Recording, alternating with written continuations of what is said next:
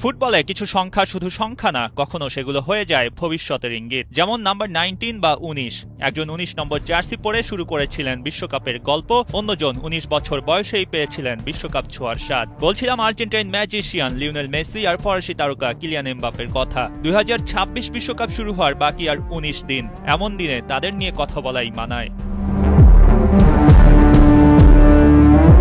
2006 বিশ্বকাপ জার্মানির মঞ্চে আর্জেন্টিনার এক কিশোরকে নিয়ে বাড়ছে কৌতূহল। তাকে নিয়ে ফুটবল বিশ্বে ততদিনে হয়ে গেছে তুমুল আলোচনা। ছোটখাটো গড়ন, শান্ত মুখ, কিন্তু মাঠে যখন খেলেন তার পা যেন হয়ে ওঠে জাদুর বাক্স।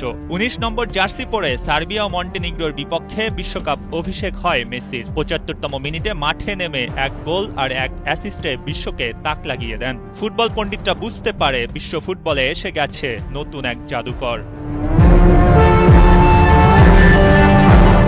এই গল্পের রোমাঞ্চটা আছে এর 12 বছর পর। 2018 বিশ্বকাপে রাশিয়ার মঞ্চে হাজির আরেক তরুণ, নাম কিলিয়ান এমবাপ্পে। এমবাপ্পের গায়ে 10 নম্বর জার্সি, তবে বয়সটা তখন ছিল মাত্র 19। তার গতি, আত্মবিশ্বাস আর ফিনিশিংয়ে মনে হচ্ছিল যেন বহু বছরের অভিজ্ঞতা। বিশেষ করে আর্জেন্টিনার বিপক্ষে শেষ 16 ম্যাচে মেসিদের একরকম তুলোধুনো করে দেন এমবাপ্পে।